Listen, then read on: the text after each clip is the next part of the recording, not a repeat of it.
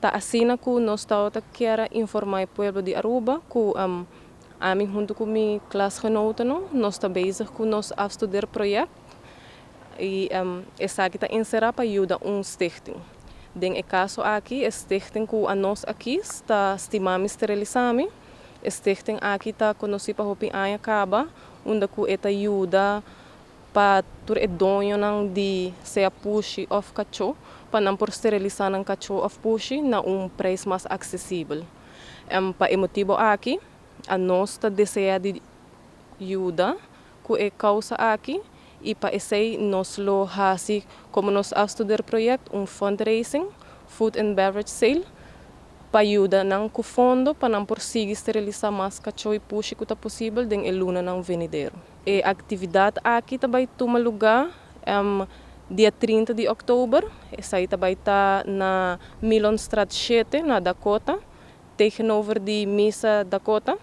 Aqui nós também vende dia aqui, nós também vende arroz com pollo, é vendimento de comida e também nós também tem refresco para vender.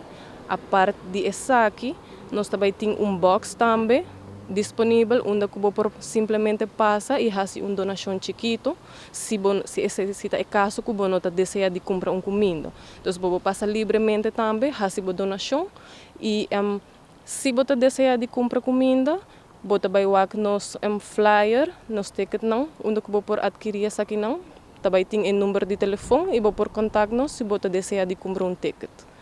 Me tem que ver assim que o ticket não para comida está limitado, nós também vendemos 2 comida, que se você quer reservar o ticket para a comida, você pode tomar contato com o número de telefone que você vai ter riba ticket, riba flyer, então você pode tomar contato com nós e nós reservar o ticket não.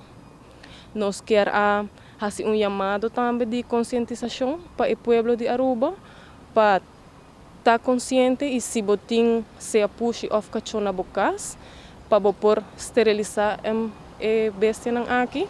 Porque isso aqui é algo importante. Atualmente, a problemática de cachorro na ribacaia está crescendo e está começando a nós. A nós temos que esterilizar a bestia aqui e não somente para evitar cachorro indesejado, puppies indesejados, e também para o cachorro por viver uma vida mais larga também e uma vida mais saudável. Então, esse é o motivo para que nós estamos aqui na AUE. Nós esperamos de por vender toda a comida, nós esperamos de por wak gente não bem fazendo donação e nós queremos danke de antemano para ajudar-nos com isso aqui.